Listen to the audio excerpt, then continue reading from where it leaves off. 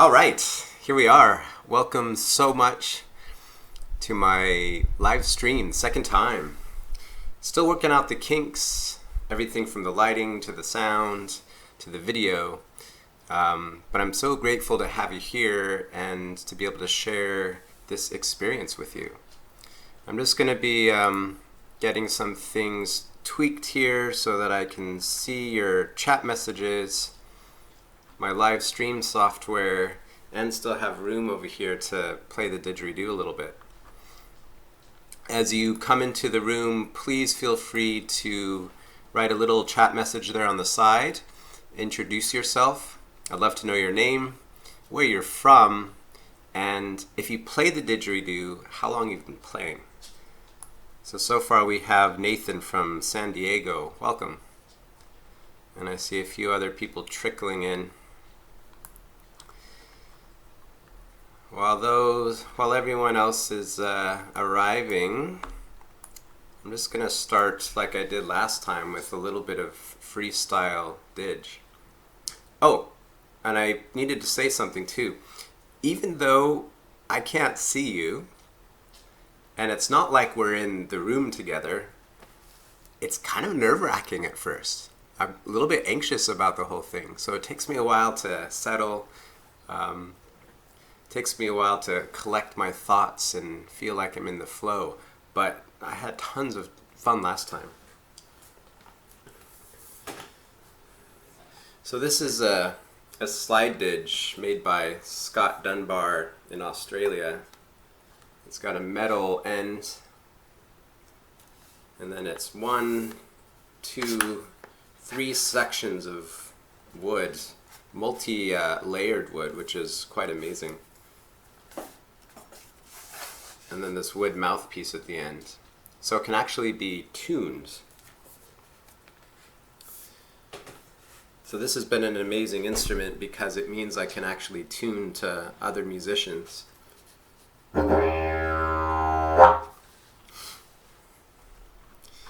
Let's see here.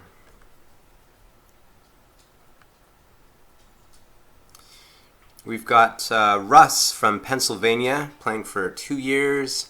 We've got Kim in Sweden. Hi Kim. Hi Russ. Welcome. Give me a thumbs up or some response about the sound of this didge. Can you hear it okay?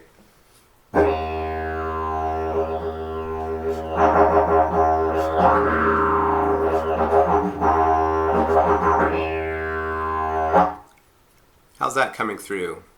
I'll just wait for your thumbs up, and once it sounds like that's loud enough, good, all right.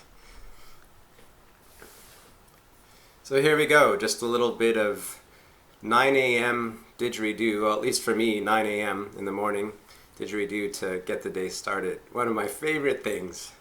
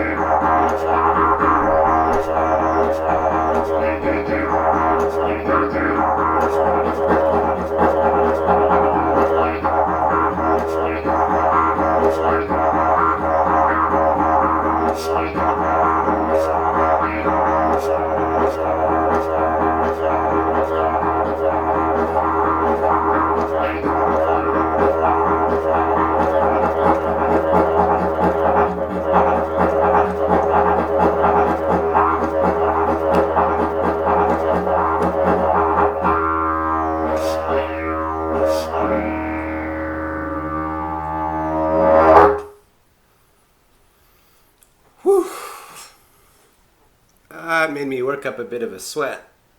This room's also really hot. All right.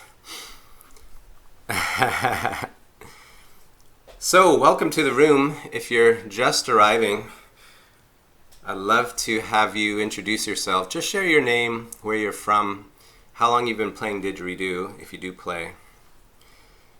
And once we all start to settle in, I'd love to hear a bit of your story, what got you into it, and then any questions you have, you can start to throw those out there too.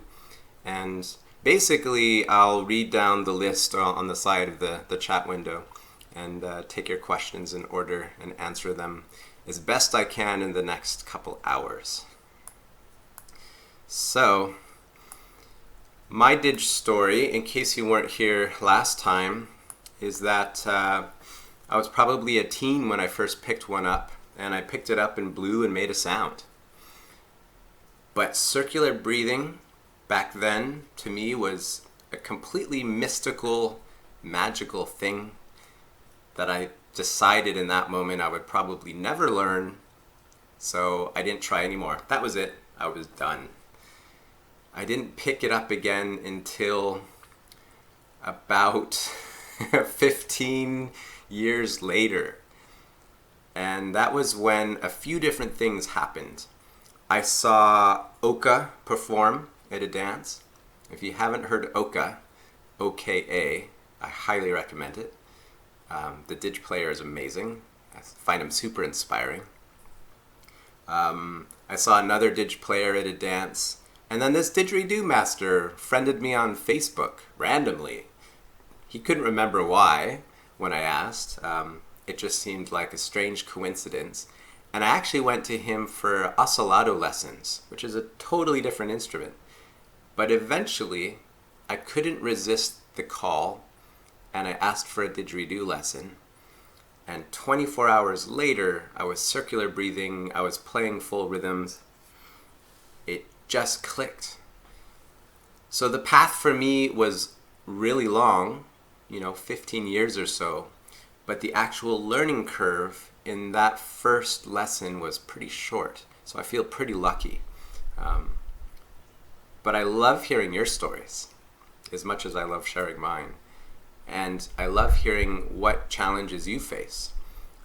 what brings you back? Why are you so excited about to play a tube, basically, an amazing tube instrument? I'm going to look down at the chat window and see what you're saying here. Welcome, Nick, traveling full-time, coming in from Las Vegas.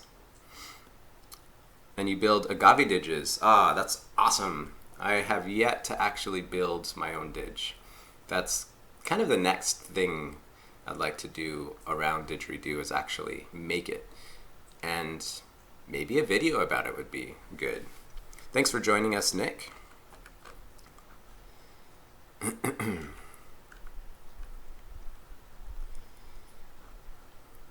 I'm just gonna check on over to another page really quickly here. I've been posting on Facebook to let people know that I'm live. Be curious to know how you found out that I'm doing this today. Was it the YouTube channel? Was it an email? Was it Facebook? What's your story? Start typing. How's it going? You know, one of the things I like to think about is, you know, what is it that keeps me coming back? What is it about the sound and the experience of playing Didge that is so pleasing? And might be something that non-players won't ever understand. You know, a listener can get the full range of the sound. Not playing it actually allows you to hear more of the sound, because when you play it, the vibration actually affects your hearing. At least that's my opinion on it. So when I'm playing, I'm feeling vibration going right into my head. And I don't know if I hear it in quite the same way as if I'm at the end listening to someone else.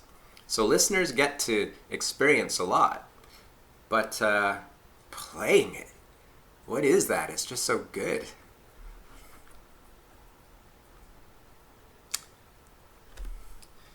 So Kim's asking, how hard is it to make a didge? Is it important to get a specific shape on the inside? So it looks like you and Nick need to chat a little bit. Nick, if you want to share anything about the experience of making didgeridoos, then please go ahead. Oops. And then Russ, you got a Meinl bamboo didge from your cousin for Christmas. Awesome. Yeah, one of my first didges was a bamboo. At that point in time, I was buying whatever didge I could find, and one of the first was bamboo. Thanks, Nick. Nick says, you guys can see each other's chat messages, right? So I don't necessarily need to read them to you. You actually see it on the side. Love how the didge sound fills the room. Yeah, that's one of the things. I totally agree. The way it fills the room.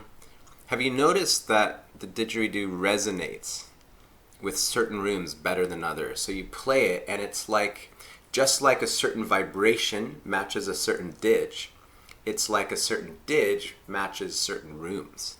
And it booms just a little bit more. It vibrates a little bit more. You see it all. Awesome. So I don't need to read your messages back to each other. I'll just let you know who I'm responding to. Cool. Yeah, so playing. There's something awesome in the experience of the vibration of the mouth and the way it is kind of like a head massage. I don't know if anyone agrees with that. It gives me this fuzzy head face feeling. Gotta play the didge aimed into a ceramic bathtub. Yeah, I've done that. There was a festival this summer with a bathtub just sitting out in the open. And so I took my slide didge, since it can be shorter, I can shorten it up, and then just sat there and played, and it's awesome. Anything that bounces the sound back at you, makes didge playing even better. Like a corner of a room, that's also a really nice place. This room is actually really nice and resonant. It's a good size, and the walls definitely bounce the sound back and forth. One end of a hallway to another, yeah. Nice, nice, Kim. Yeah, so playing with vocals. Yeah, so here's some vocal exploration. In that opening jam that I just did, something really interesting happened. I just learned something new. So maybe you'd like to learn it too. See if you can hear the difference in these sounds. I'll try to make a few distinct sounds without doing too much else.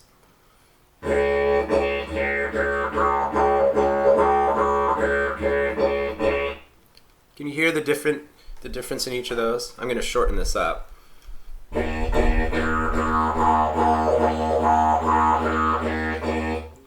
you hear those?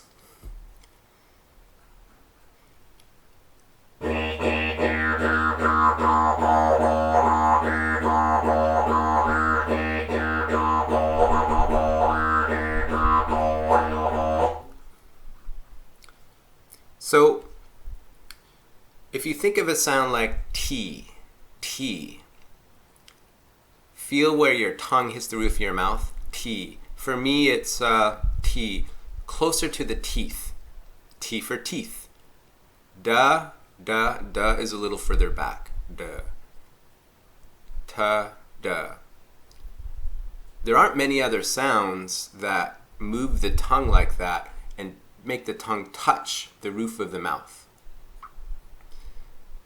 And there aren't many sounds, and I'm just trying to think if I'm missing any, at least in English, that cause the tongue to touch in smaller increments all across the roof of the mouth. So right behind the teeth, a little bit back, a little bit back, a little bit back. Sounds like I'm making the sides of my mouth larger and smaller. In effect, that's what's happening. But what I'm doing is actually just touching the tongue to the roof of my mouth in different spots. That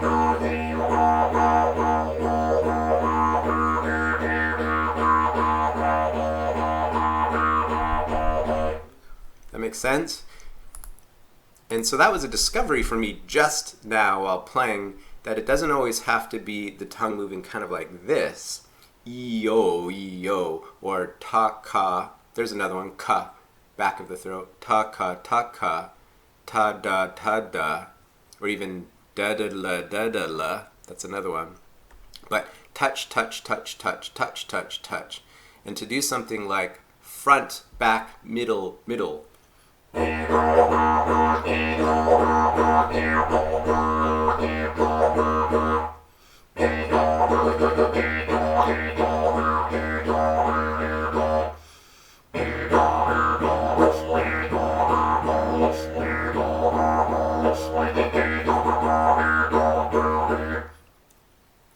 So suddenly that's giving me something to play with. I don't know about you guys, but it's that feels pretty fun. Makes sense. Awesome. Yeah, good. La. Kim, do you want to explain that? La? Are you just discovering the la sound? Yeah, and as far as making the mouth bigger or smaller, remember all of the sound that's happening in the didgeridoo is happening right up here. This is what shapes the sound. This is what creates the harmonics and the textures. So you can have a mouth shape that's quite pulled in, cheeks are in, jaw is really close. Try playing with your teeth really close together. Or you can make a big, open, wide sound. Let's hear what that sounds like.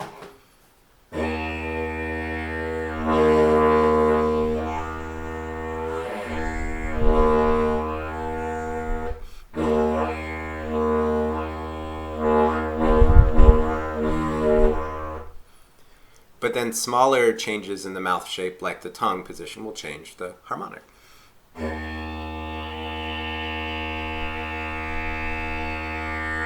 There I'm pushing my tongue up toward the roof of the mouth, pretty flat, as close as I can get it without stopping the sound.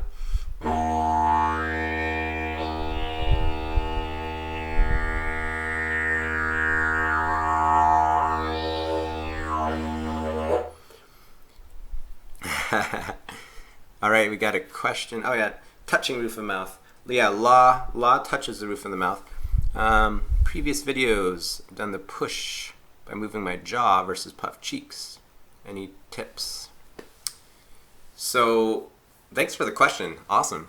So you're finding it difficult to push air with your jaw. Am I understanding that question correctly? Got my selection of standing didgeridoos over here. Trying not to knock them over.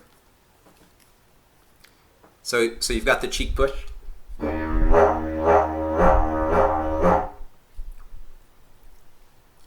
And then you've got the jaw push.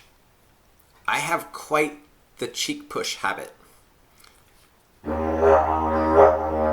So even when I push with my jaw, my cheeks tend to puff out a little bit. So sometimes I actually hold my cheeks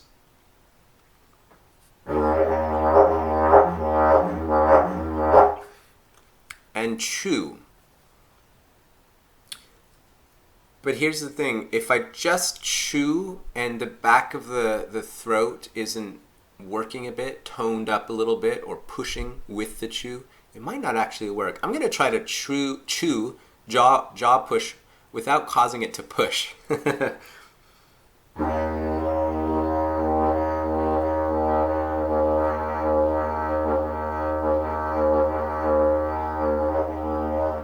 Okay, so there is a little bit of sound variation, but I want to feel like my mouth is like this and the jaw is like this.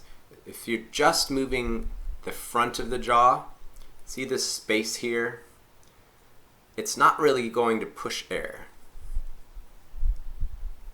Okay, you want to kind of think of the whole inner mouth, including a bit of the throat and tongue, squeezing this way. Now you can see how air is going to move out.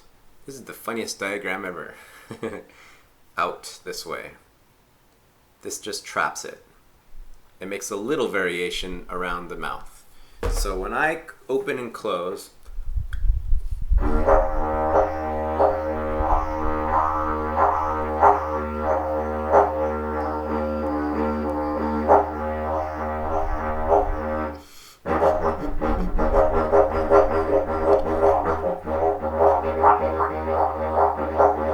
I'm just kind of messing with it to see what I'm feeling. This is a great question.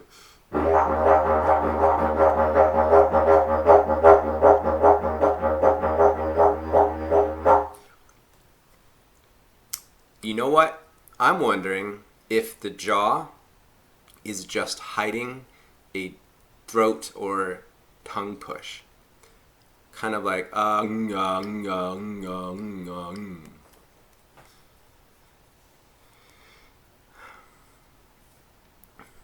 Am I inhaling through my nose at times? And then you push forward, Nick says. Once you start using your tongue and jaw, you don't use your cheek as much. Yeah. And what do I do with the tongue and the push? Okay. Yeah, so the tongue, for now, as a starting place, can sit kind of flat in almost a gentle O or position. Is a good one. Just sitting there, bottom of the mouth.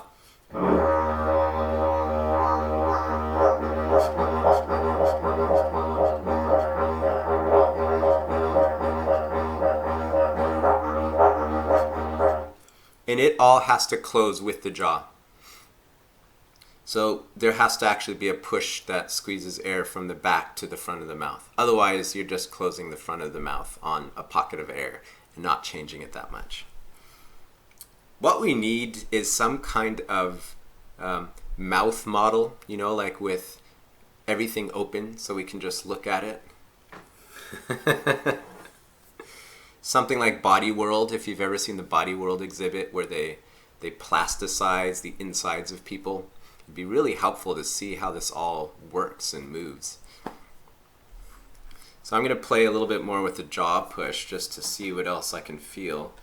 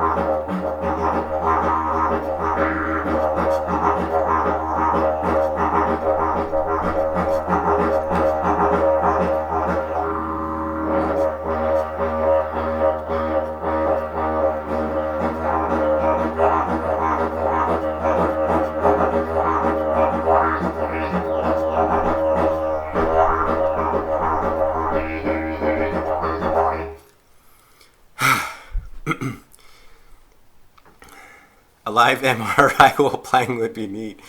And I hear the air sniffs while you do that. Yeah, I'll answer that question in just a second about the breathing, and I'll show you where I'm breathing. It's actually a lot.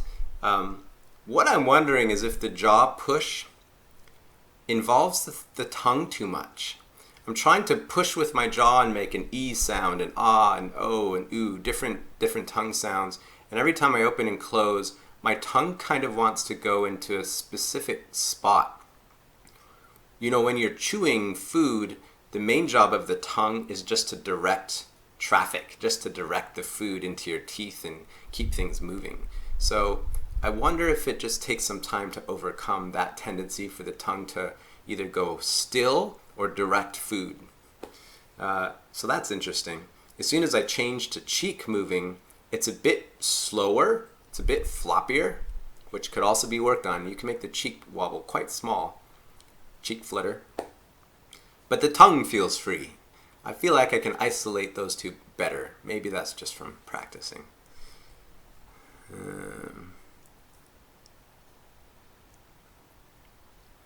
The jaw breathing can have a tighter sound. Yeah. So with the breathing in, Russ, I wonder if you're asking if I'm breathing in or when I breathe in. But basically, I'm using the jaw to push air so that in all of those spots, I can actually breathe in.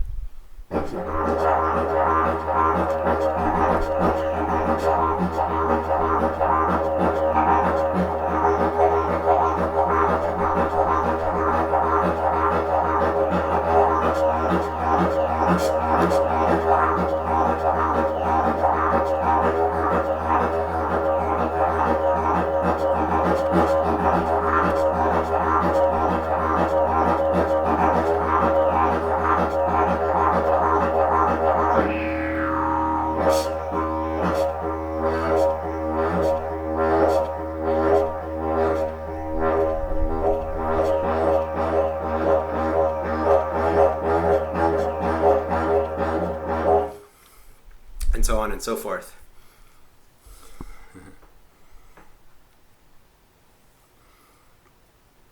Yes! I'm glad the conversation is giving you things to think about. Me too. All we have to do is sit down and talk about Didge and think about it a little bit and share, and we come up with new ideas.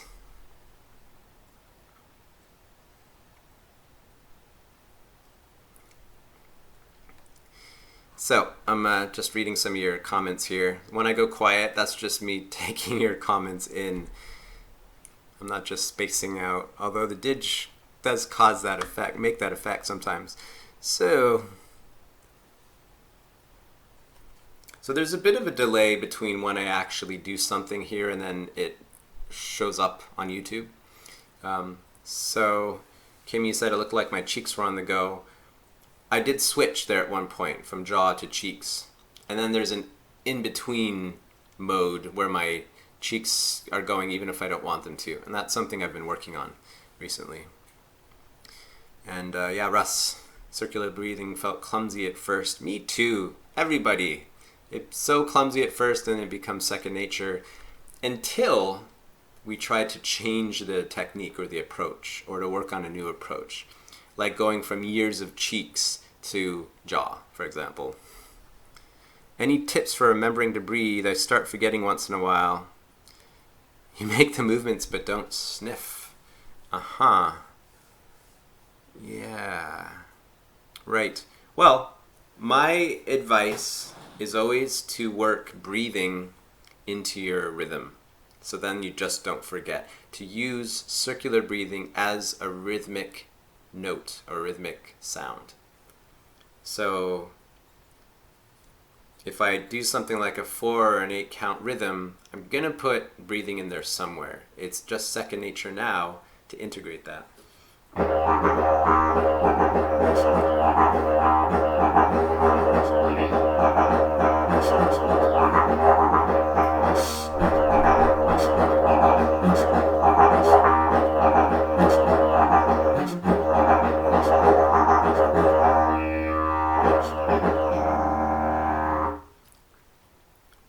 So it can be helpful in the beginning just to come up with really simple rhythms.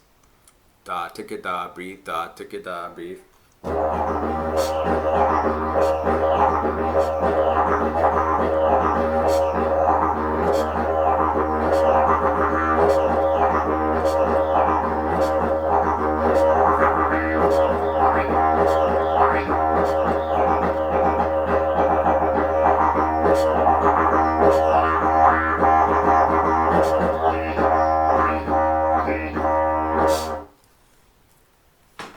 So that's one way. Da ticka da, breathe, da ticka da, breathe, da ticka da, ticka ticka ticka da, breathe, da ticka da, breathe, da ticka da, breathe, da ticka da da da, breathe, da ticka da, breathe. Then there's less chance that you'll forget it or miss it because you're actually listening for the sound of that breathing moment. Yeah, work on that. And the light-headed thing is interesting depending on how you play, how you move your air. If you let your air run low and fill up again, and low and fill up again, you might feel more lightheaded. If you keep it up here, I'm guessing you'll feel a little less lightheaded because you're staying full. So I'm never getting to empty and then trying to fill again. That would be interesting, but it just doesn't work that well.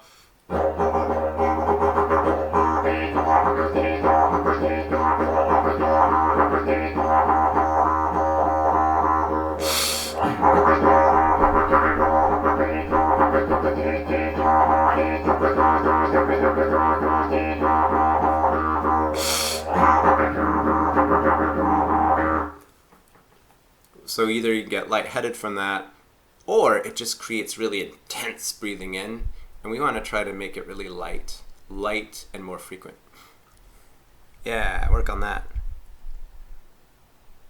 Yes, yeah. So that's common. So work on that. Create rhythms, play with rhythms that make you breathe more often. Hey, I'm going to put up a slide just because I'm super excited to share. Hopefully the audio still works. Here we go. Check it out. So this is a course on teachable.com. And I think it's really awesome that you're bringing up the question of breathing, because I just had the insight while filming that I needed to talk about when to breathe, this exact thing. There's a module that's all about circular breathing, and the goal for me is to continue to add new content about circular breathing. So as I discover something or learn something new, like what's happening in the jaw, for example, to push air, I'll put that in that module, so it'll continue to be updated. So I have a section already where I'm talking about when to breathe. Don't breathe when you've played for 30 seconds and you're out of air. Play every 4 or 8 or 16 beats. So that course is at this link there, the online course info, didgeridoo.teachable.com. I've been offering a super amazing deal, actually really crazy deal, to people on my email list. If you're on my email list right now, you can get half off the entire course. And this is while it's still in creation. So you don't get the complete course all at once. You get it as I'm making it, which means as you ask questions or have issues with it or feel like it's missing something, I'll add it. And I'll also commit to helping you along the way. So the first 5 students or so, 5 to 10 students who buy the course at this crazy discount will get extra help. I'm really into the idea of building community and building the human connection, not just selling things. Didgeridoo for me has been a total life changer around community, friendship, performing, just really relating to other people who also love it. I wish I could invite all of you to the Oregon Didgeridoo Festival this summer. But maybe there's one in Europe that I should be thinking about visiting next. I don't know. So yeah, sign up for my email list right there at the top, and I'll send out another update pretty soon about the course. Or you can email me directly. I'll put my email in the side there if you're interested in the course here.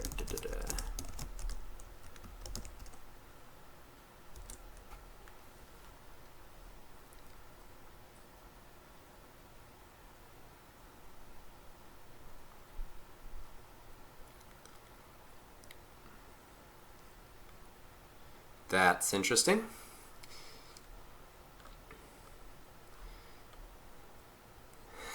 That's a new one. Sweet. So it sounds like one of us will be at the Oregon Festival, so that's awesome. I like it. As far as the funky comments, I'm just going to let that be the spice of life and let that just be what it is. Awesome. All right. Any questions right now about playing or building? Or does anyone want to share anything else about what keeps them playing? What you're interested in gaining from the process of playing? You know, what are you working toward? Do you want to perform? Do you want to do sound journeys or sound healing? Do you do it just for yourself? What's your goal?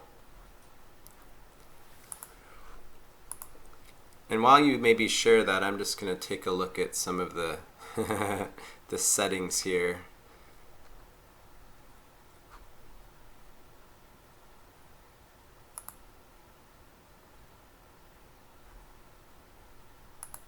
There we go.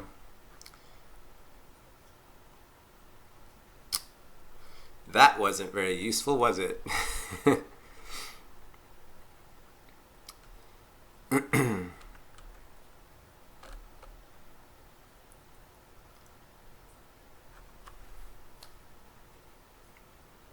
Awesome. So first response there is about busking. Have you busked before? Is anyone else interested in busking? I find it super challenging. I've done it before, and I get such a mixed response. A few people really love it, and they'll come up and talk about it. They'll ask questions. Most people in Vancouver, most people just walk on by. Maybe they've heard enough didgeridoo in Vancouver, I don't know. Maybe it depends on the spot. Maybe I'm not a good busker. Yeah, so playing for yourself, Russ. I agree. You know, it's funny. It takes a bit of internal motivation to sit myself down and to play. And once I do, though, and hit that jam, it's so sweet.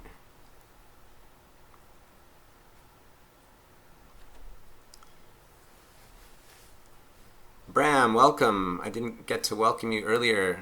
Nice to have you back here. Your step above beginner, any tips to help you stand out? Do you want to stand out just to be more visible to the teacher? I mean, the whole point of going to a workshop is to learn. So really, the thing I look for when I teach a workshop, it's not even something I'm consciously looking for. The thing that probably hooks my attention a little bit more are the players who just go for it. Just go for it, go for it, go for it. Who listen every time I have something to share, who write it down, who take notes. You know, it's actually the image of a good student, basically.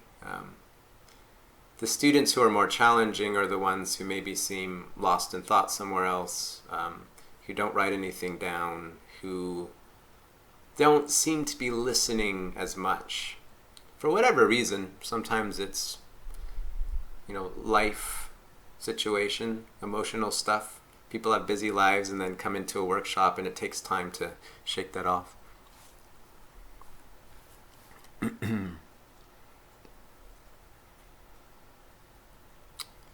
another thought on the workshop thing is it's really awesome to see students work on exactly the thing being taught as closely as possible. Then to riff on it a little bit, to show that you not only get it, you really get it, but you can also play with it. The reverse doesn't work as well in a workshop. I've had students who come in and just start going off on their thing. It's like they're there to show off. That's a little less helpful.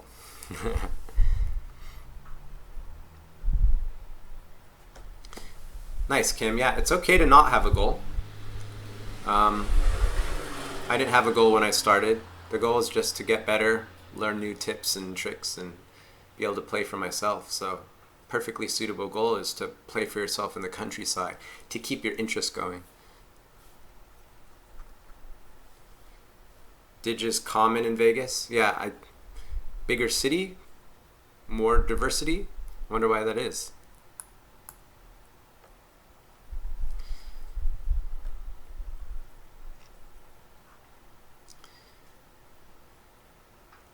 Nobody seems to play Didge, Nick, where you are. Yeah, there are a few people here on the Sunshine Coast in British Columbia, but not a huge community. Vancouver, however, we've had didgeridoo jams of 20 people, and everyone brings 1 to 5 didgeridoos, and they're all laid out on the floor, and you get 5, 6 didgeridoos going at once. It's a pretty interesting sound. Feels totally exciting to find a community. Every community is a little different. I find some people really like to learn together, and that's what excites me. Some just want to jam. I kind of went from loving the jam to really wanting to push each other a bit. But unless I'm finding other players who are kind of pushing themselves in a similar way, it can be challenging to really sink into just jamming. I don't know if that makes sense.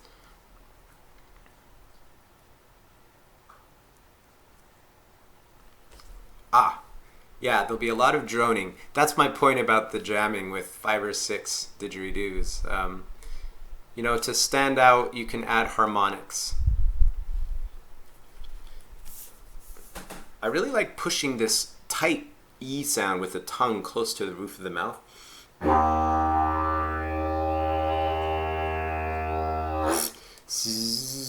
It's almost an S.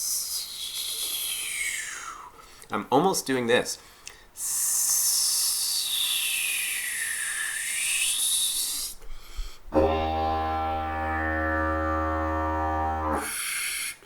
Maybe I am. It's hard to tell.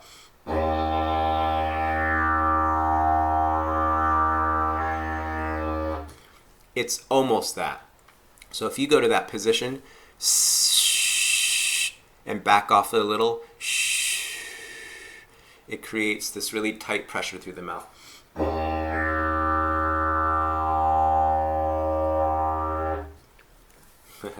So that's another sound that will pop out.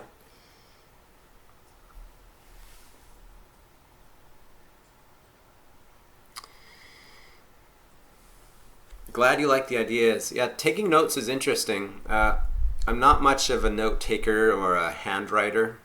I'm pretty slow at it.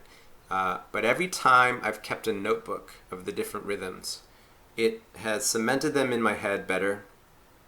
I remember them now, whereas anything I didn't write, I don't remember. So it just has a way of getting things, to absorb into the brain. Whereas writing things down, or not writing things down, leaves it up to chance. And a month later it might be gone. So it's totally worth taking notes. Whoa. I'm going to put up my Facebook page while I go close a window. It's getting chilly in here.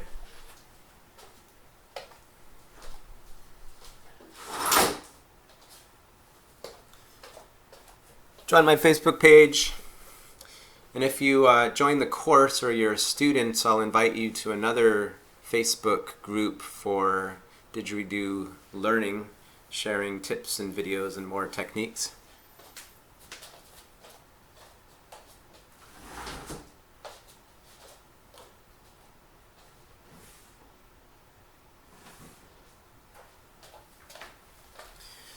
I really did not want this to ever feel like a sales pitch. I actually do just want to hang out and talk Didge. I'm also just excited to share it, and so the more ways I can share it, the better. Whether that's playing in person, a Skype lesson, the online course. Online course is forcing me to get really organized and clear about what I think it takes to learn Didgeridoo. And so the process of sharing that is super exciting. And it's also exciting to be able to start to earn a living from something I love. But you know what? It always comes back to connection. One of my favorite things is seeing comments on YouTube, for example, and having the chance to reply to them. I make it my goal to reply to every single comment I get. I've probably missed a couple over the years.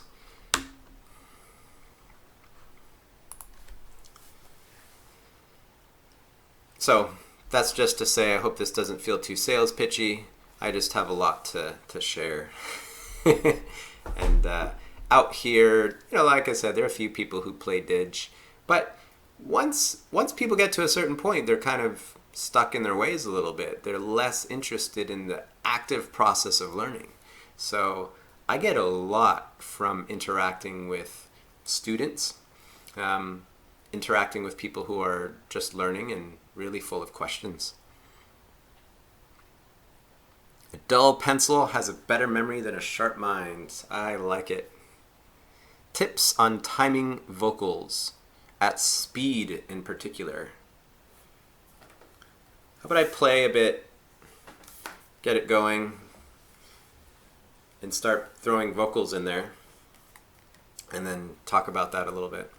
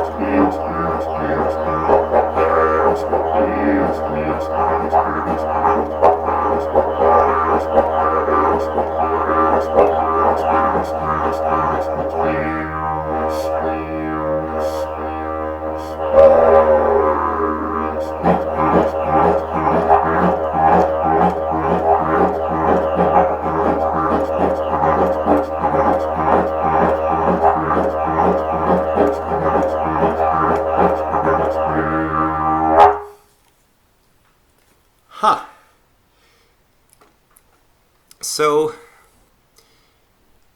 when we're circular breathing, taking a breath in, most of the time vocals won't happen on that one spot, but they can happen everywhere else. So I would take a simple rhythm. Again, like my suggestion before about using a rhythm to time your breathing, you can use a rhythm to time your voice. Da da da wa da da da da da da da da da wa.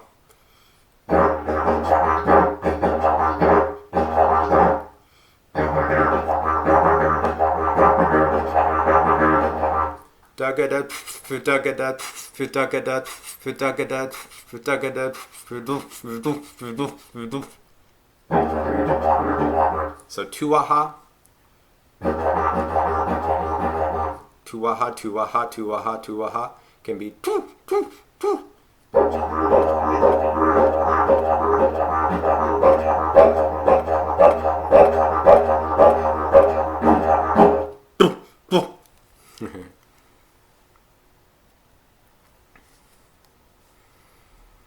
Thanks so much for joining us, Russ. It was great having you and great having all your comments and questions. Hope to see you, hear from you again soon. Join the email list or the Facebook group and stay in touch. So, I don't know if that's getting any closer to your question. I'm looking for places in a rhythm where I can add vocals. So even if I go to a much simpler rhythm, the one I go to all the time is do, do, do, breathe, or do, do, do, do, breathe, do, do, do, do, breathe.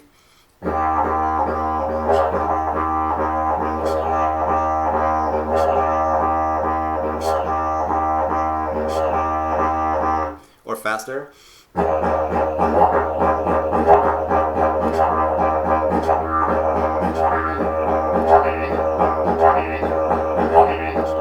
That just turned into he do do do he do do he do do he do do. The he do do do I can add voice.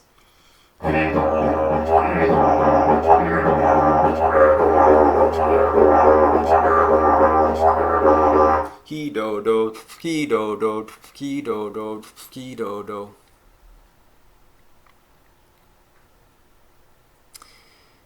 Thanks for joining, Kim. It was so great to have you, and I'll actually see you again tomorrow for our next lesson. Looking forward to it. Thanks for joining. Thanks for signing up, Russ. That's awesome. So you tend to get tongue twisted during fast vocals. Yeah. I tend to feel like my diaphragm runs out of steam. And the faster I go and the more air I'm moving, I just feel how much it's a workout for the diaphragm muscle.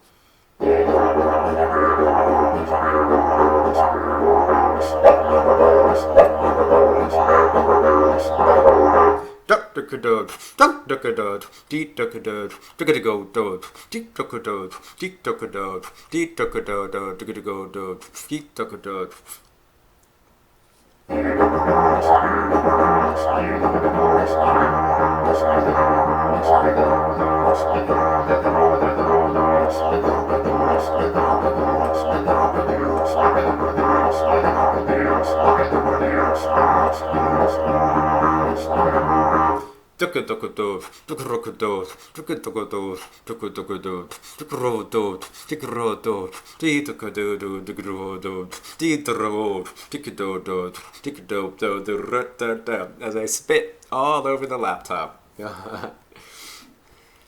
So that's one way to think about voice, is just create a rhythm that uses it, or to look for the empty spots, which are all the places where you're not breathing. The course, the module on circular breathing, actually will discuss another sound which I call the all-in-one breath. You punch out your vocals, do, you fill, you squeeze, you breathe, all on one note. And I break that down in the course.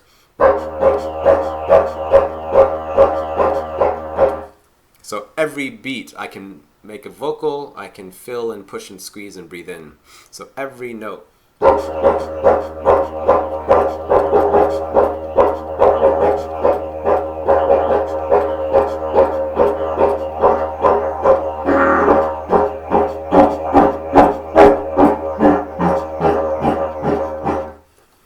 So that's an interesting one. Super good practice for both strengthening the diaphragm and coordinating how all that works. And good for clearing the throat.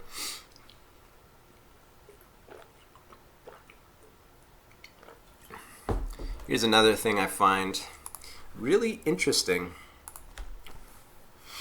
Let's see if audio's still going. Yes, last time I showed this picture, the audio stopped, and so people didn't get to see what's going on.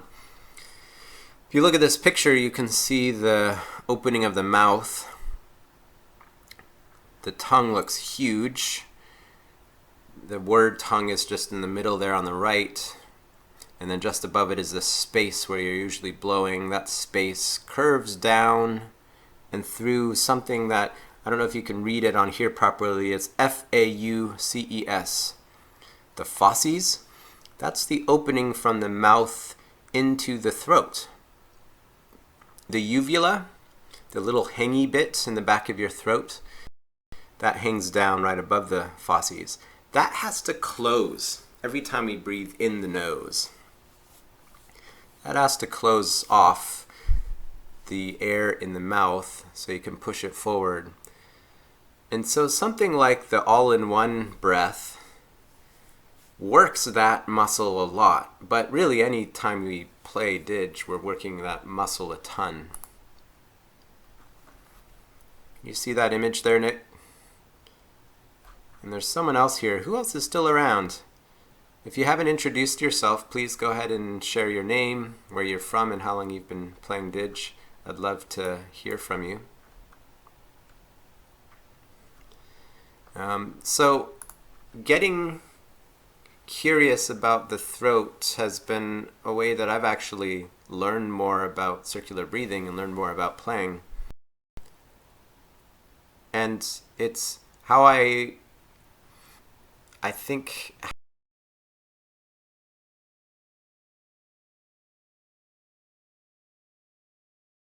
where I can't see it strengthen and improve, because I have a sense, an image in my head of what needs to happen. And one of the ways of practicing this is just going ang, ang, ang, ang. Here's a great image. Ready? Ang, ang, ang, ang, ang, ang. That practice helps new players circular breathe for the first time.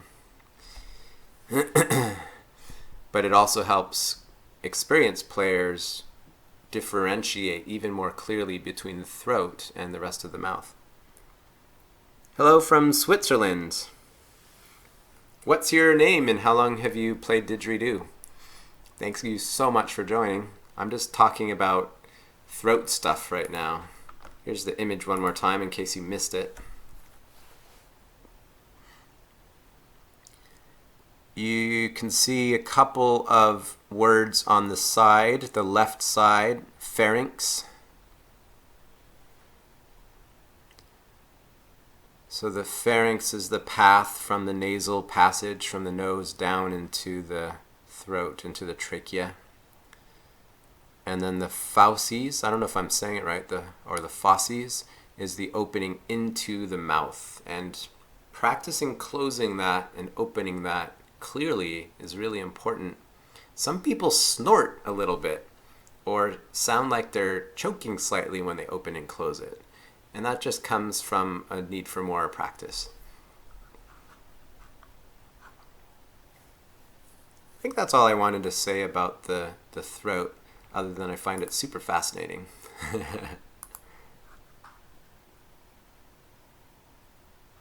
Martin, welcome. 20 years. Wow. You could probably answer our questions after playing for 20 years. I've just been playing for 9. Oh, is the audio gone? Let's see here.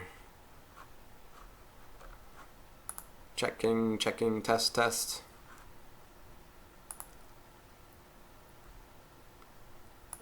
Audio should still be up. I'm just double checking here.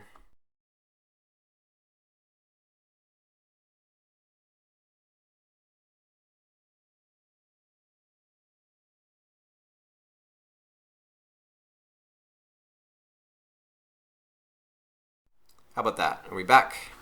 Let me know if you can hear the sound again.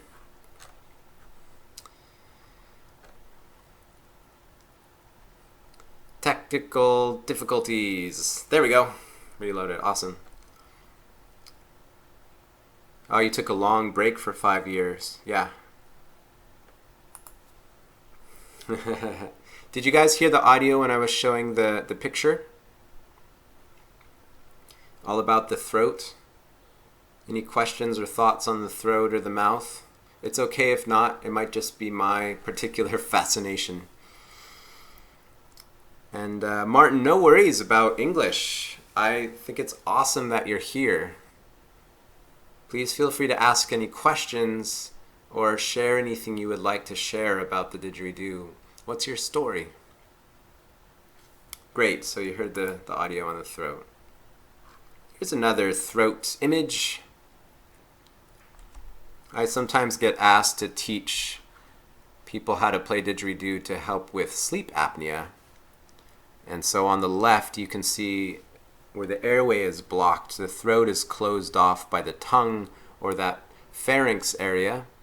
And on the right, it's open, Playing didgeridoo actually helps strengthen the muscles to keep your throat open while you sleep. Another thing which I think is super cool.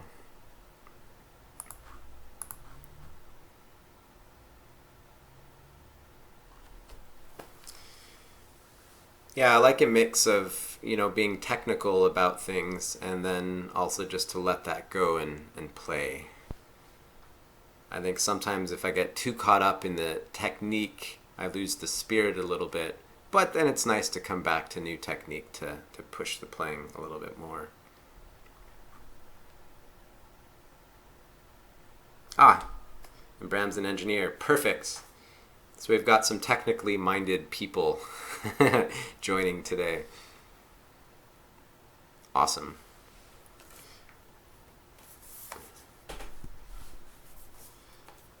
So we've talked about adding vocals.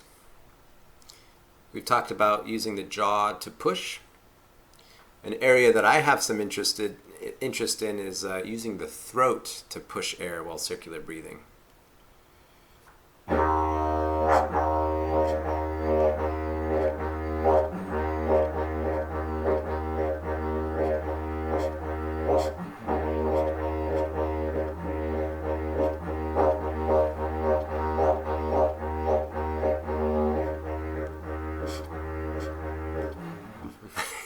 What's really funny is that my left cheek, the one that's hidden somewhat away from the camera, it's trying to puff out as I try to throat breathe. So that's interesting. So I'm curious to know if you've explored throat breathing and what your experience with it is. I think it might be one of the next new frontiers for me for playing. It seems a little closer to some Aboriginal style playing. Not that I'm trying to copy their sound exactly, but when an instrument has existed in a culture for as long as the didgeridoo has, it's nice to take some tips and ideas from the people who originated it.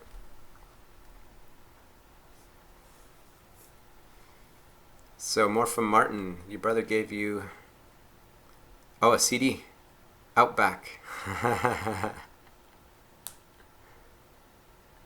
That's great. I was telling everyone in the beginning that Oka was one of my influences in the beginning. I saw them perform at a dance event, and Didgeridoo plays the slide didge and does that amazing slide sound, and that just hooked me, and I wanted to learn.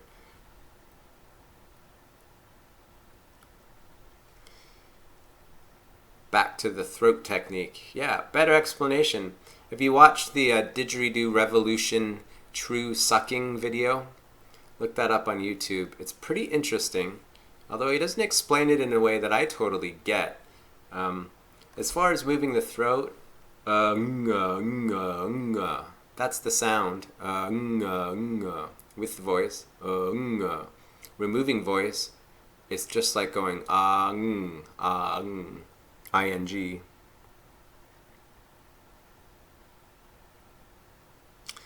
Wow. I'm just reading more of what Martin's sharing about making a lot of workshops with Dubravko, Ansgar, Stein, and Zalem. I recognize the Dubravko and Zalem names. That's amazing. I would love to meet them or experience their workshops. Their playing is amazing. Worth watching for any of you who haven't seen them.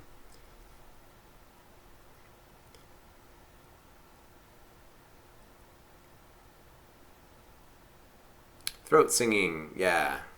Throat singing is a whole other thing. Sometimes I try to do a bit of overtone singing into the didge. Sometimes I try to do a bit of the throat singing myself. I find it adds so much vibration and air that I end up getting pretty scratchy. But this throat breathing thing, I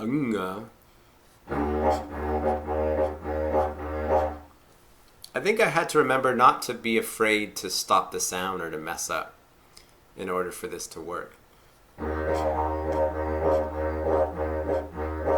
My cheeks will sometimes join in to try to help and make sure I don't mess up. But what I'm looking for is just to remove the cheeks and the jaw and just push here.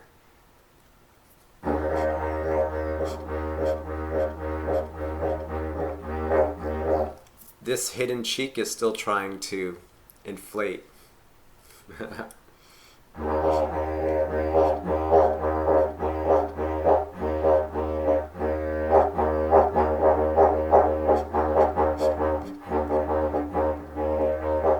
Yeah, it's totally possible to push with the throat and to breathe in at the same time.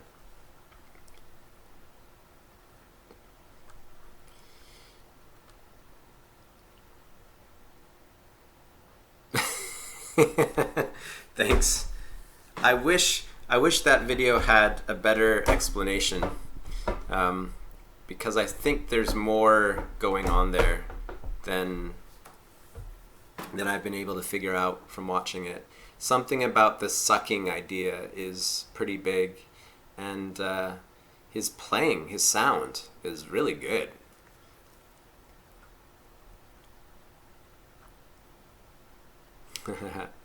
Ups. What do you mean by ups, Martin? And I'd like to turn it back to you guys. We'll send a link. Okay, we'll love a link. Any other things you're working on? Questions? Are you here mostly because of the YouTube videos? Are you interested in more YouTube videos? Are you interested in online course stuff? Are you interested in Skype? Are you just interested in meeting and jamming with people? What brings you to this live stream today? I always tell my students in classes that it's really up to them to create the class. I have whatever it is I want to teach, but I can have a class of 10 beginners, and as soon as I teach the first thing, everyone's level goes like this in the first moment. It all depends on how people learn. So I need to hear back from my students what they're thinking, feeling, struggling with. I can hear what they're playing, but I can't feel what they're feeling. Not exactly, to some degree. So it's always interesting for me to have a class of 10 silent students. Way more fun and engaging to have a class of students who ask questions and want to give feedback.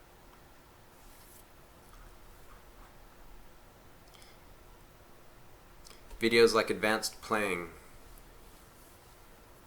Martin, do you consider yourself an advanced player? Where's your level at? What are you working on after playing for 20 years and a 5-year break? What kind of things are you interested in?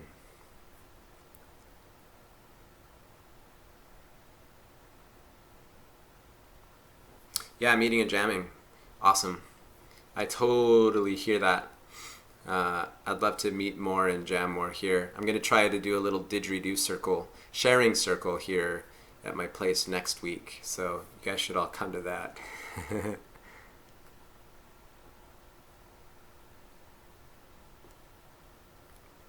Cool, Bram, that's super helpful feedback. What I'd like to find for future versions of this live stream is actually another platform that allows more interaction. So I took a course actually where people could raise their hands and then talk into the course so people could actually hear their questions and they could share a bit of their stories. So something like that would be cool. If anyone knows of a platform for that, if you have any suggestions, let me know. The one challenge is getting people over from YouTube to that other platform.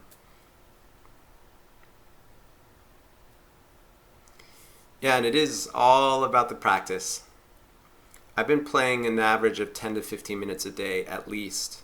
And even that tiny, tiny, tiny bit has changed my playing. Sounds are coming out of me that I had no idea I could play. So what I recommend is signing up for something like Google Calendar, that's what I use, and scheduling in your practice times. Go day by day. Can I put it in this day? Do I have time? Can I get up 10 minutes earlier? Can I stay up 10 minutes later? 10 minutes, 15 minutes, throughout the whole week. Just get it scheduled, keep it sacred, really honor that time, and see what happens. Your playing will explode.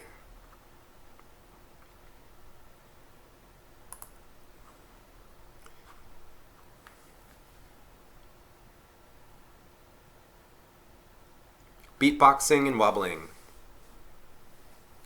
Awesome. Yeah. Well, let's talk about beatboxing and wobbling a little bit. The wobble is so interesting.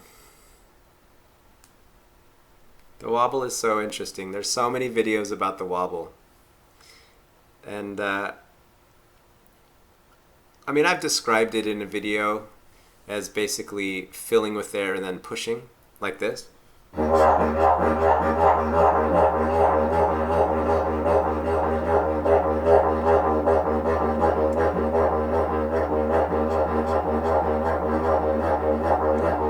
Think of that as a two-part wobble. Some people call it the bounce breath.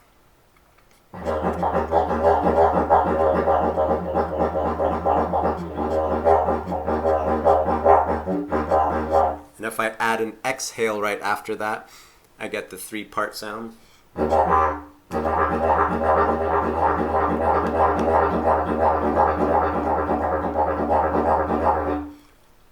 Is that all your understanding of wobble? Have you seen anything else that adds to that idea, or conflicts with it, or differentiates between the two? I would love to see those videos. Maybe I've missed them.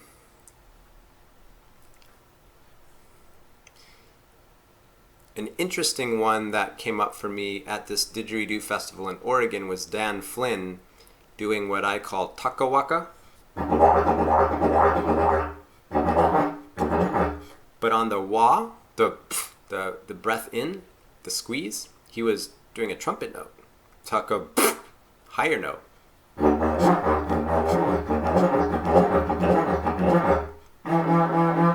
There's the trumpet note.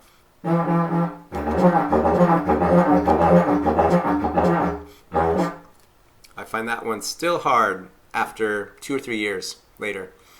Maybe I need to practice that for 10 minutes a day. To practice the in-breath toot, I go fill, squeeze, and breathe in.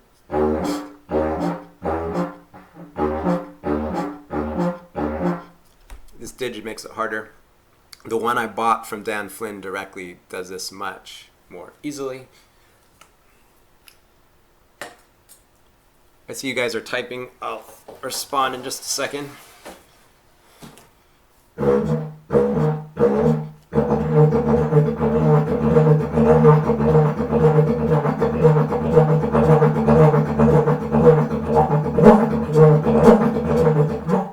So that's the idea of an in-breath toot on the wah of the bounce breath or the wobble.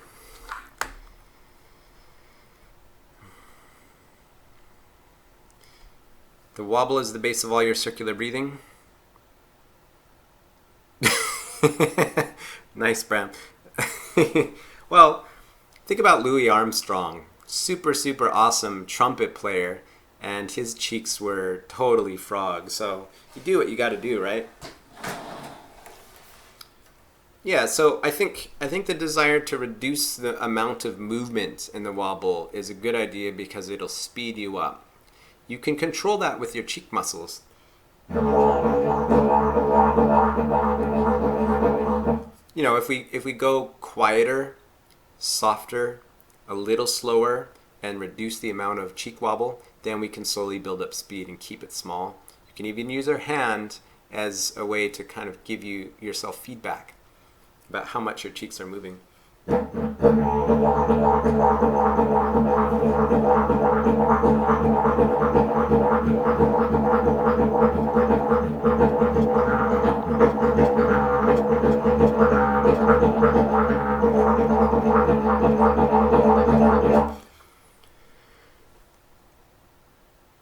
Yeah, Frank Henkel, Frank Geipel.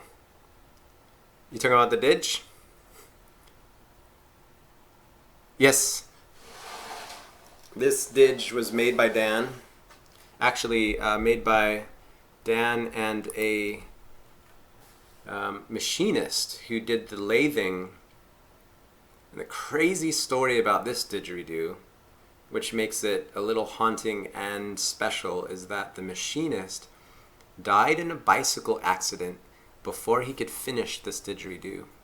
So Dan had to actually do the mouthpiece himself. So I believe we've got Paduk and maybe cedar, and then ash. And it's got that classic, well, becoming classic Dan Flynn Geipel shape with the flat section here on the end so it doesn't roll. You can see the Dan Flynn, and there's Frank Geipel.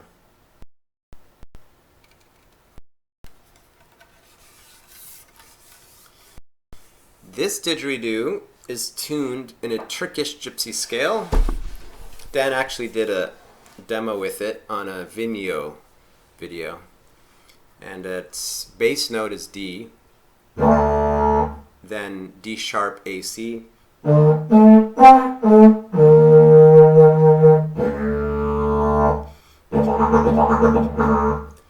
and moving between those three trumpet notes is super smooth.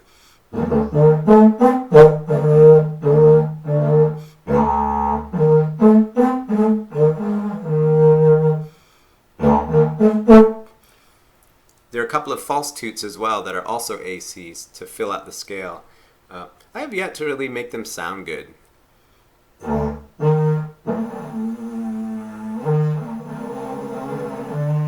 Especially today.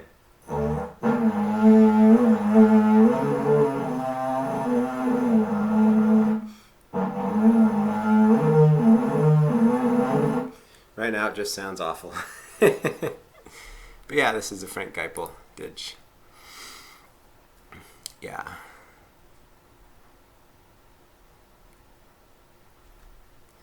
Keeping the mechanics tight helps with bigger bore, low back pressure. Yeah, totally.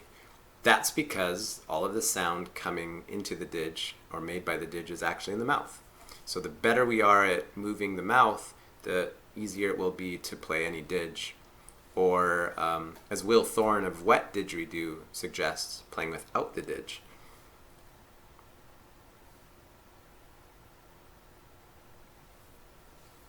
Oh really? So you heard the story of this didgeridoo from Frank.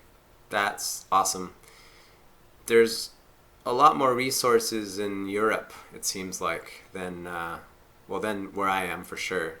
There's my one teacher who's around the Vancouver area, who's kind of a hermit, so I haven't seen him much for years. And beyond that, there aren't a lot of other players or teachers who are really, kind of at the front of didgeridoo exploration, or who even have a lot of history. Some of the older players would be amazing to learn from. So anyway, the wobble.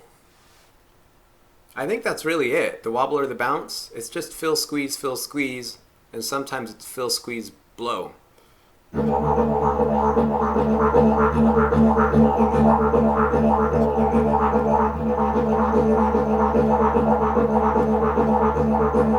Right? Any other thoughts about that? Sometimes I think about it, how can I go faster? 1, 2, 3, 1, 2, 3, 1, 2, 3, 1, 2, 3, 1, 2, 3. The emphasis is on the 1. 1, 2, 3, 1, 2, 3, 1, 2, 3, 1, 2, 3. What if I could go 1, 1, 1, 1, 1, 1, 1, 1? Better, better, better, better, better, better, better, better, better, better. Daddle, daddle, daddle, daddle, daddle. That kind of speed.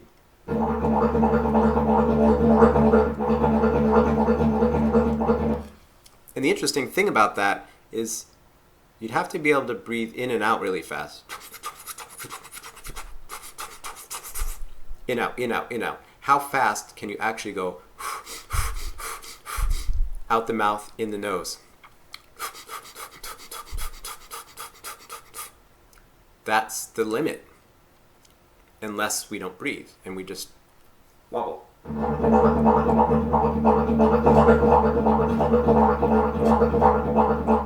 Then maybe we could go just the mechanics of the mouth and breathe in maybe every other or every fourth.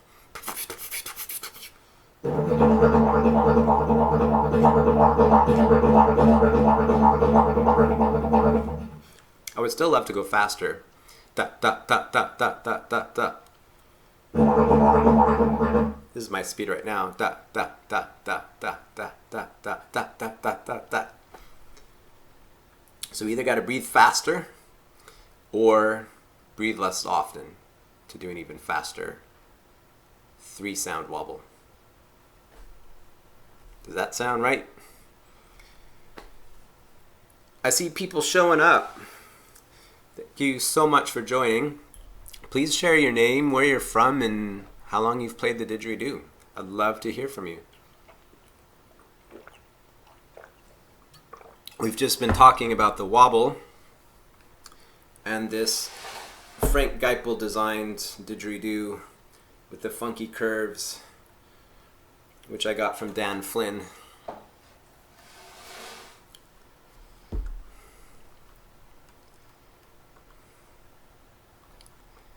I'm just adjusting my view so I can see your chat messages.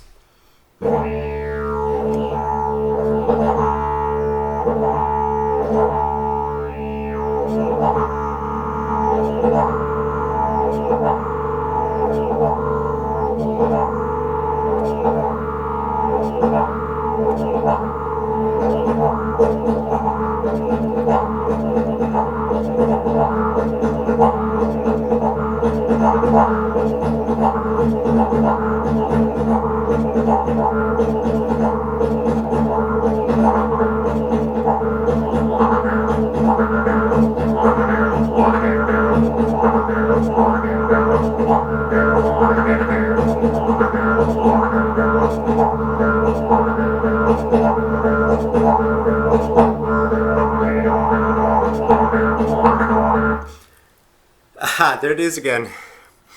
Ciao from Italy. Welcome. All the way from Italy. Awesome. What's your name? And how long have you been playing didgeridoo? I just experienced something I did at the beginning of this live stream when I did the first opening jam, where I'm touching my tongue to different parts of the roof of my mouth. And it creates such cool sounds. Luca, awesome. Welcome. So here's that sound again.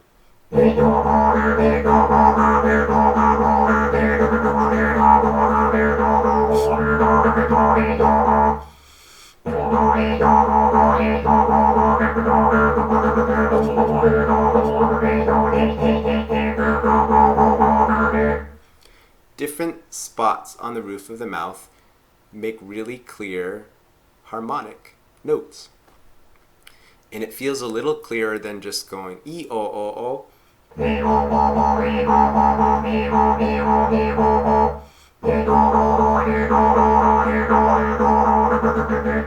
Ti-to-to-to, ti-to-to-to, ti-to-ticka-ticka, ti-to-to. There are also some sounds that are between T and to that are almost like the rolled R in Indian, not Indian, in Hindi. Dur, dur, dur, kind of like an R sound. Dur, dur, dee, dee, dee, dee, dee, dur, dur, dur, dur. So here's a thing to try.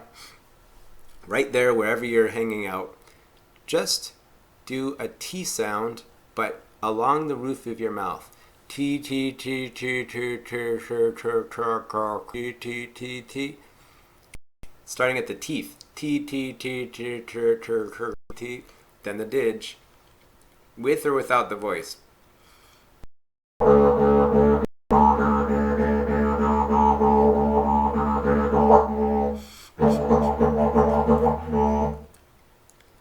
I'm just finding that so interesting today. So Luca, you've been playing for 1 year. Let me know if you have any questions, anything you'd like to ask about playing, I'd be happy to try to answer it, or maybe one of the other people here today can actually answer it for you. How can you add more variation to a rhythm? Who is this? Who are you? I just see your name written as DOC42. Doc? Are you a doctor? That's a great question. How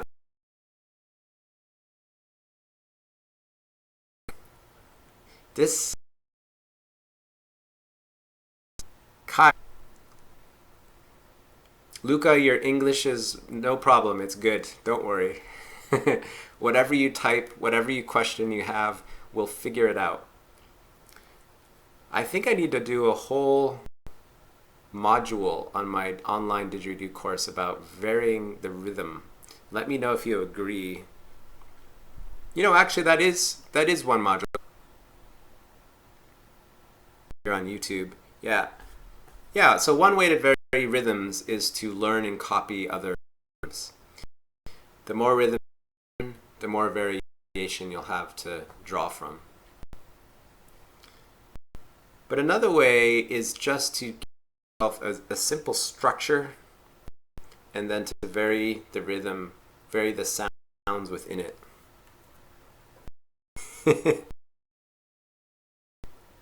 So start with a rhythm, any rhythm. Let's see, I was going Tito Toby.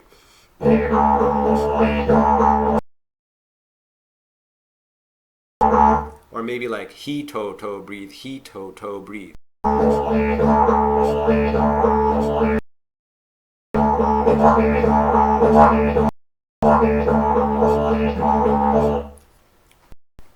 And I have certain things I can do to fill in the different spots in that rhythm.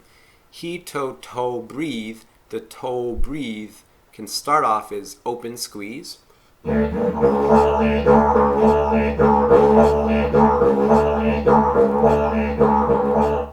But it can also turn into a wobble, open squeeze, breathe.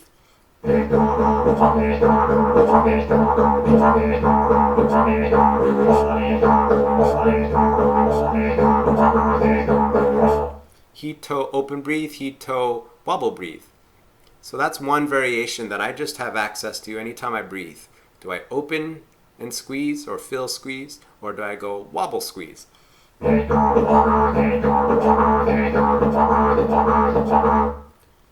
Then sometimes I repeat one half of the rhythm.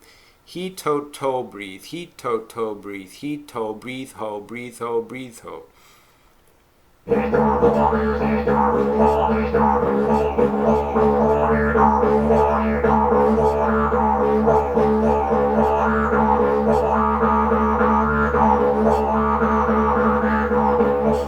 He to breathe, he to breathe, he t breathe. So I can also repeat the first part. He to breathe, he to breathe, he t to breathe. Then I've got these spots like he to, he to.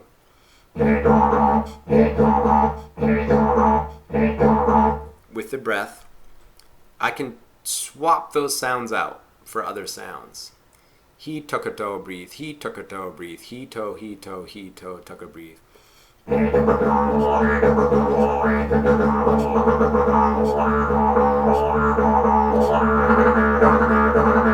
He took it ga.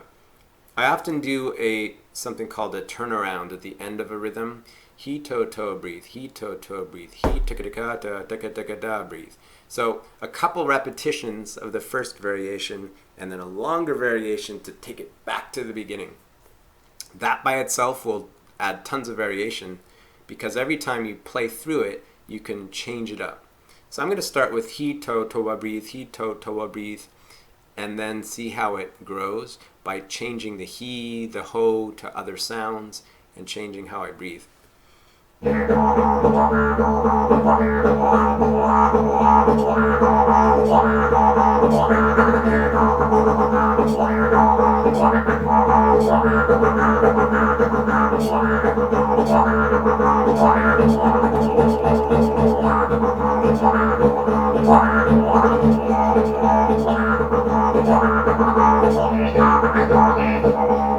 On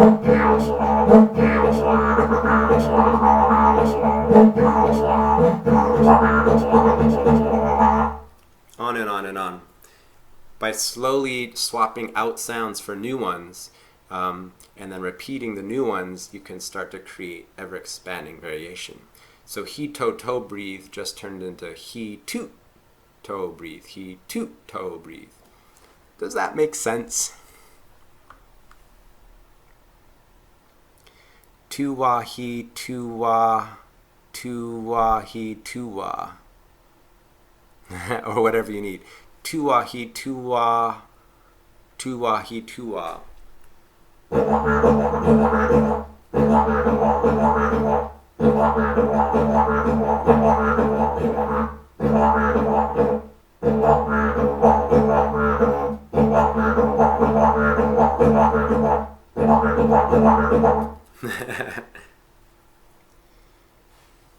Tu-wah, he, tu-wah, wah.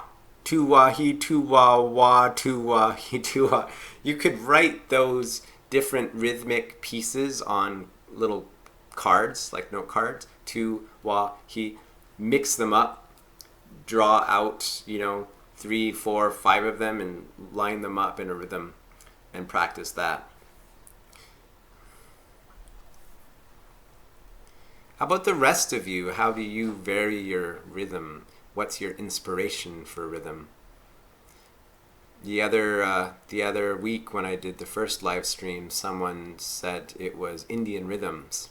Like the takadina, takita, takita, dina, takadina, takadina, takida, takida, dina, takadina, takadina.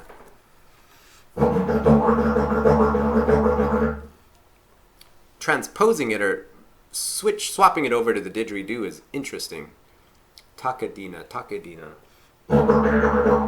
Dina, not so much. Takadiha, takadiha.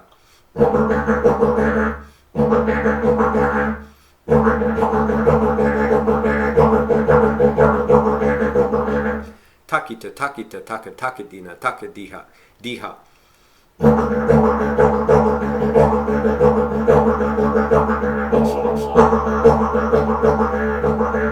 Takita, takita, taka. That's a nice one. Takita, takita, dina.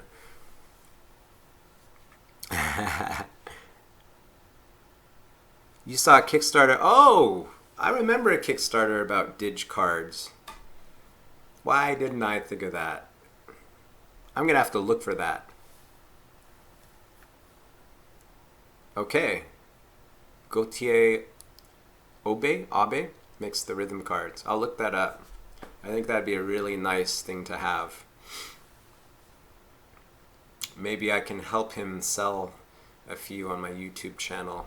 I'll do a whole video about rhythm cards.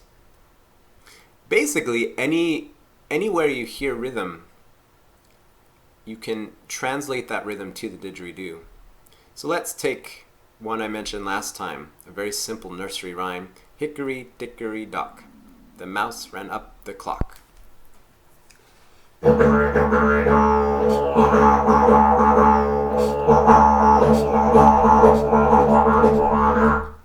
Actually, what's interesting about that is that hickory dickory dock is a really great triple sound wobble.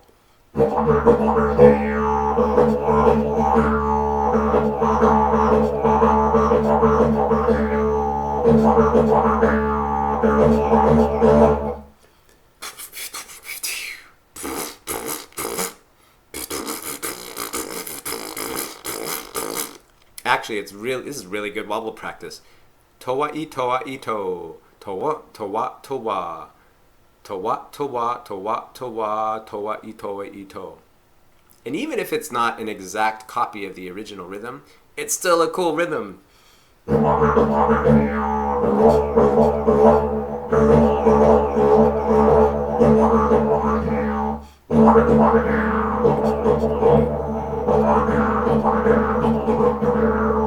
da da da da.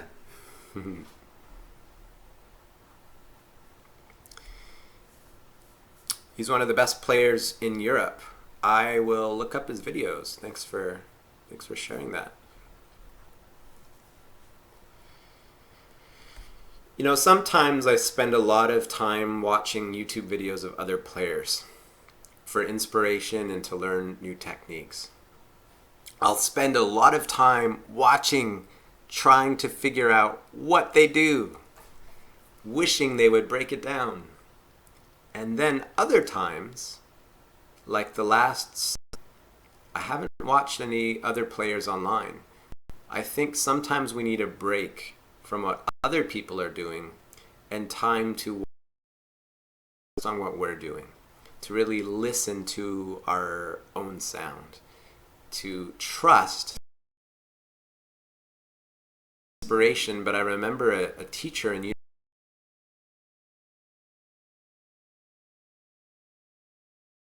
watch any movies or any other media. It was a dance project, and she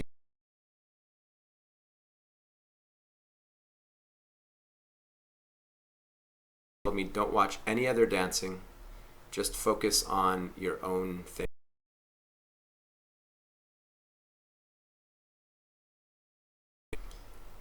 So that's actually really interesting advice. Most of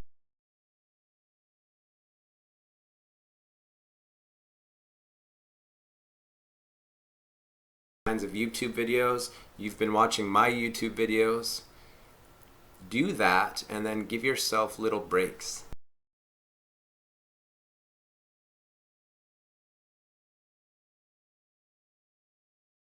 Here, this is where they came into his head. They just started out here and then they just happened.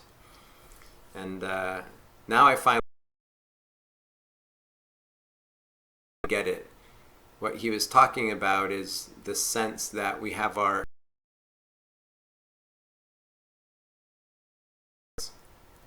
there are certain sounds that we like more than others.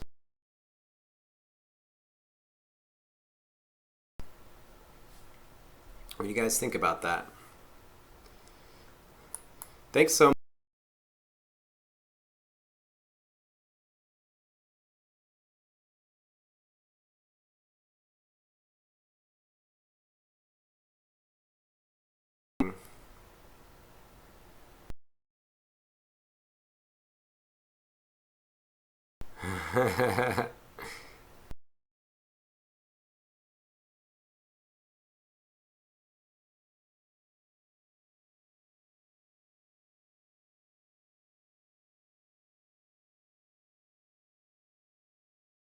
Last time, I was just talking about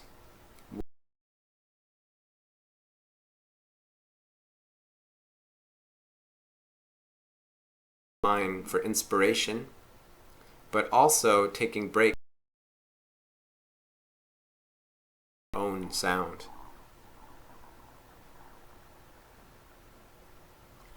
Yeah. The best way to learn is to play with people who love the Didge, not online but in real life. Yeah.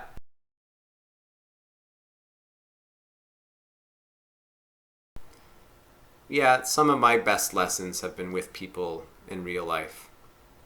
YouTube is a great way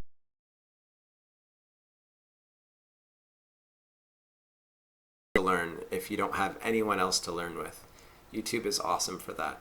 But nothing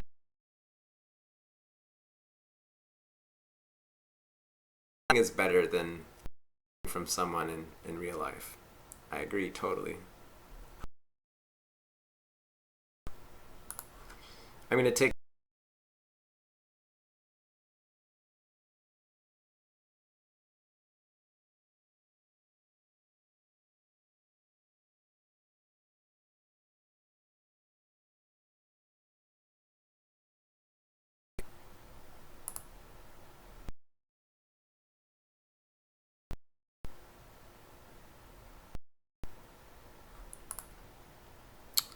like my Facebook page if you're on Facebook. And that way we can stay connected. And then if you're interested in the online course, it's there at teachable.com. Didgeridoo.teachable.com. The exciting thing about the course right now is it's still in creation, so people who sign up can offer feedback and help guide it along the way.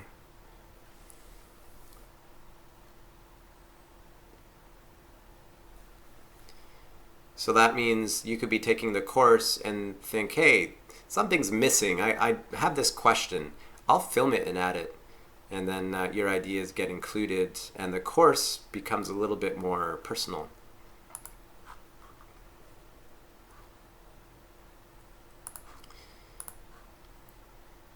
Welcome. 1, 2, 3. Try. Is that what you mean? Breath. Taka.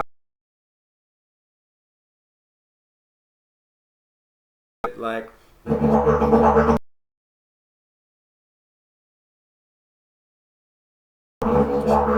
Yeah, I refer to taka. Taka wa is breath.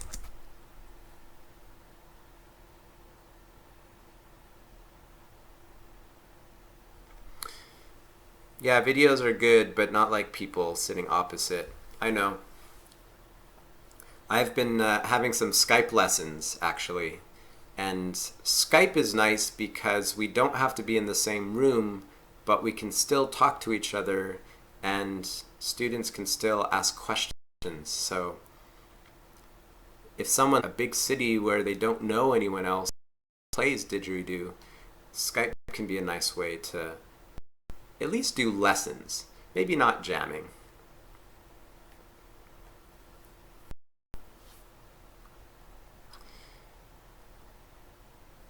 One, two, three. What's your name and where are you from?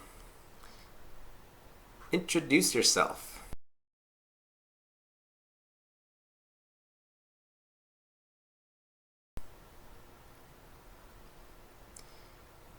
I like the talk.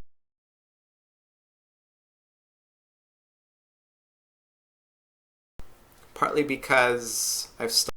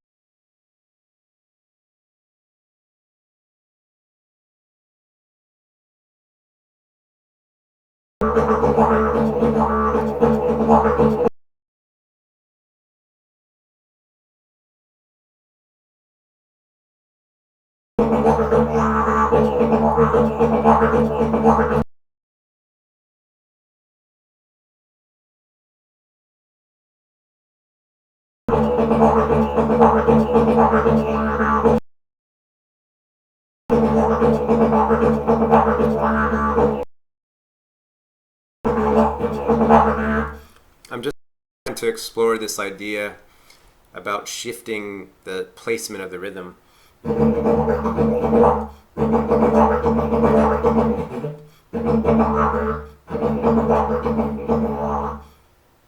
Yeah, it was ta taka waka ta taka waka ta taka waka ta wa wa ta taka waka ta taka waka ta taka waka ta wa wa. Buffering time. Buffering two again and again here too.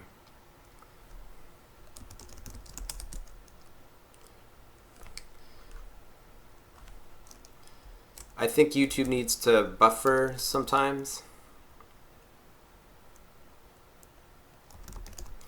YouTube needs to buffer sometimes. Okay. Looks good on this end, so I think it looks like all of you are probably just resetting your connection. Maybe the didge was too much for it. I'll just keep playing until you say you're all back. Sorry about that.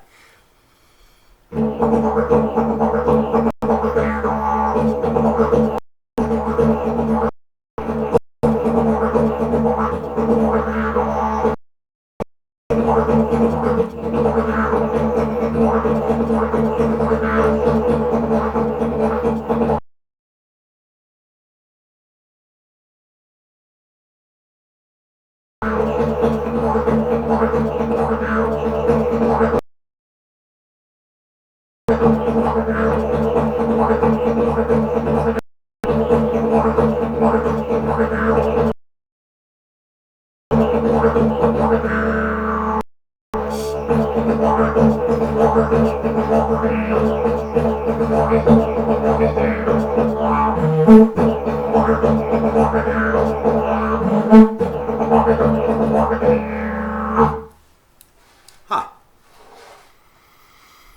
Add voice on Taka. Add voice on Taka.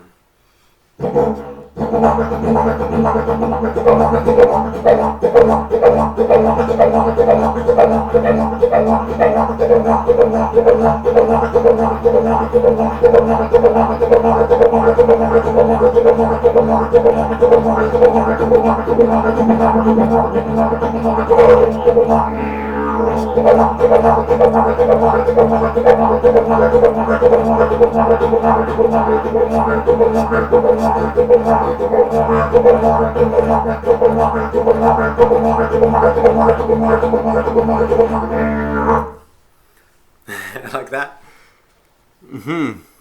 Yeah. To get my voice to pop out, I'm doing this high, like a high falsetto.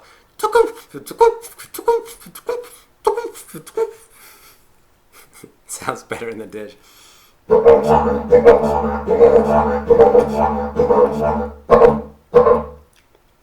It wants to go really fast.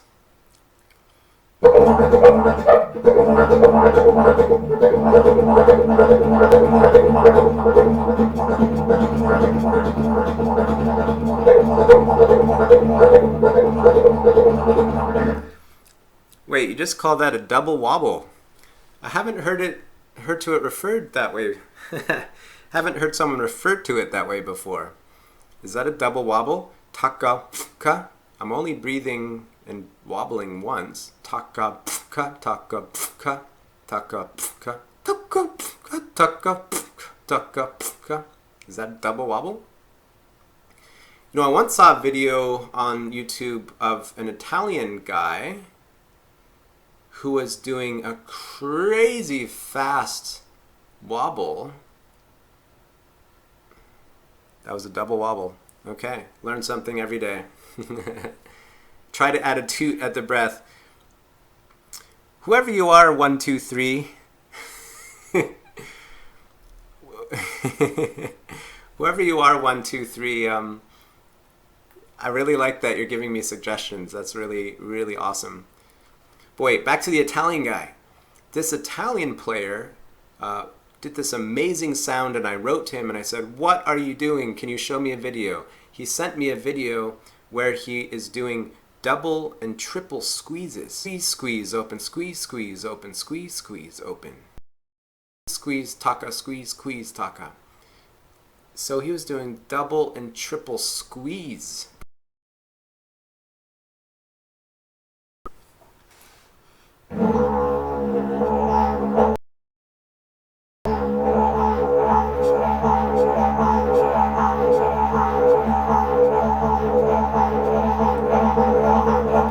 It's crazy. And this is where I think language makes a difference.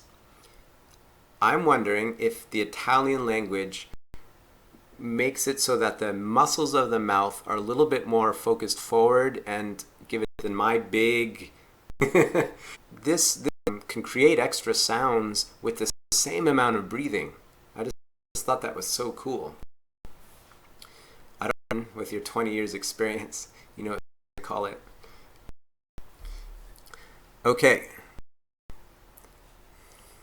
You want to hear the toot at the breath. I was doing that a little bit before. That's this toot.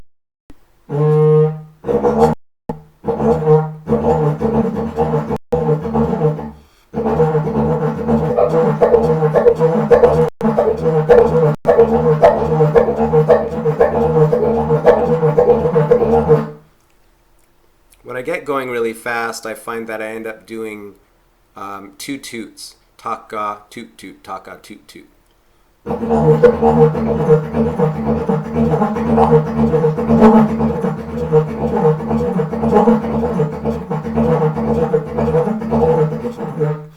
Whew. Is that what you mean?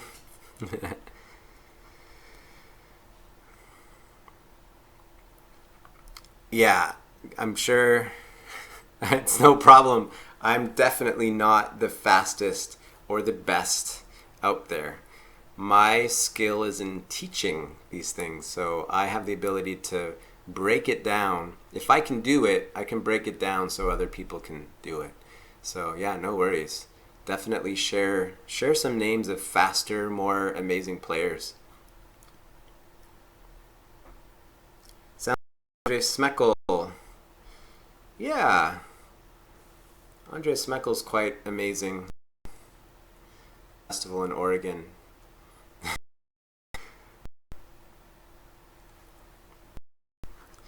Yeah, because I'm the best or the fastest player just because I love to teach and I love breaking things down. And the feedback I keep getting over and over again is that how I teach things. So if I can learn it, I will. Andre Smeckel's, I need 20 minutes on a single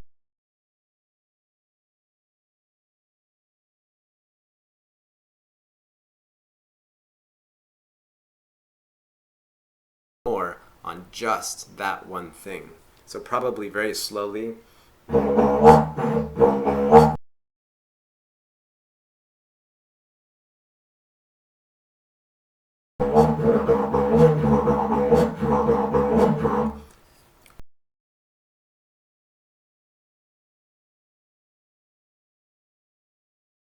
Then building up speed. And only that for 20 minutes. So I've always loved that advice. If I actually want to learn something well, that's what I do.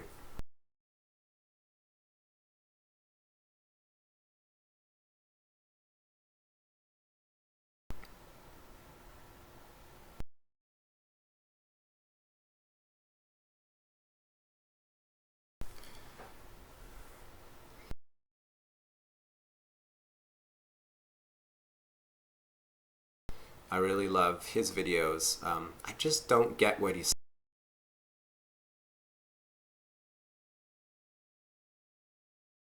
so much here.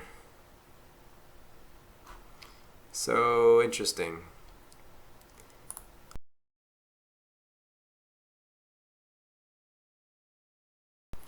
Maybe the video stops, but I can.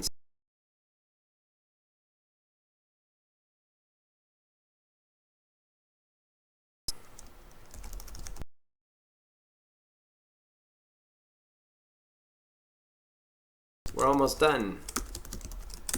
That's the problem.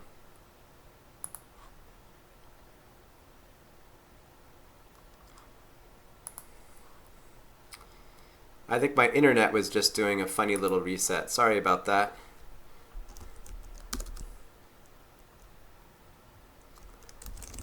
I know, sorry. Sorry about the YouTube thing. I don't think it was YouTube, I think it was my internet connection. I just saw it switch between two different routers in my house, from one that's much farther away to the one that's much closer. So please sign up for my email list, check out my online course, or consider sharing it with people you know who are just learning. I'd love to get some students now at a big discount so they can offer feedback and I'll help them out. And then join the Facebook page. I put a lot of updates there about things that I'm up to. You can also post links. So for example, Martin, if you'd like to post some of the videos you talked about of the different players, put those on my Facebook page on Breathwood, and I'd be happy to share those with other people. One of the things I would like to do on my email list every month or so is to send out a new video of an awesome player or an awesome lesson. And maybe eventually I can get some guest teachers, but that's in the future. If you already signed up, that's great, no problem. Thank you everyone for coming and hanging out. I'm just about to wrap this up in a couple minutes. It's really awesome for me to be able to share and answer your questions and talk about the didgeridoo.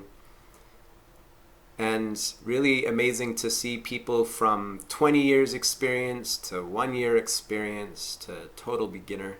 I love sharing with everyone. And I love learning too. So if you ever want to send me any examples of playing, any techniques you think I should know, any players you think I should know about, please do. I'll type my email here.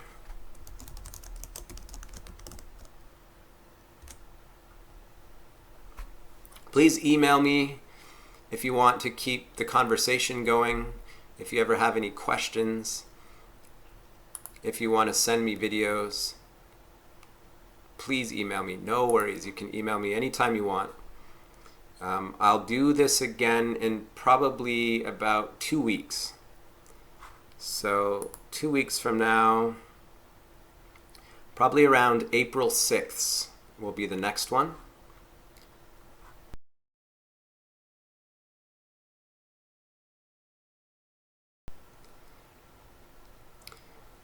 So once again, I'm going to put course again, didgeridoo.teachable.com.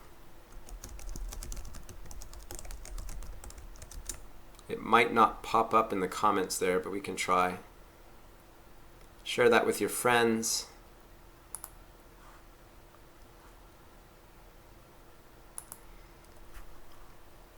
Join my Facebook page and post videos and introduce yourselves there.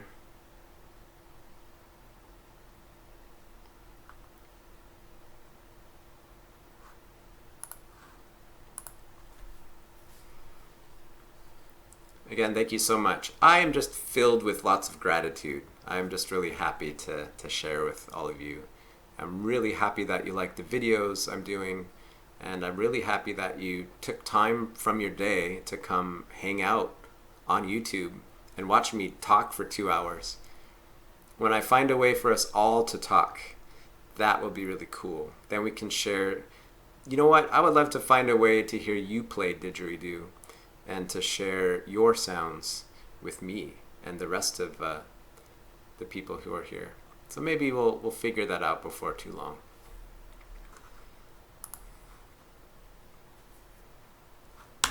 So I'm going to sign off. I'm going to bring this to a close. I'll do a little bit more playing. One of the things I do when I play is to connect with whatever I'm feeling. So if I'm feeling grateful, then I'll just keep that in my mind and in my heart and then play. I'm not going to try to do anything special, but just play with gratitude in my heart and see what comes out.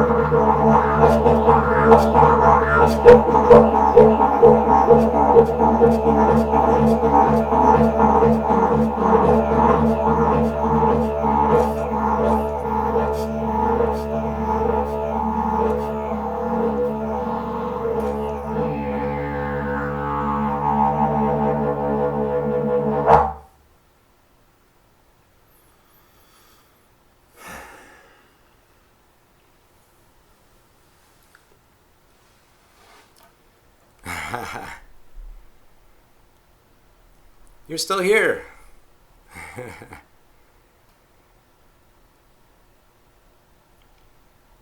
So with Didge videos and now with the live, I try to improve my English. Ah, awesome.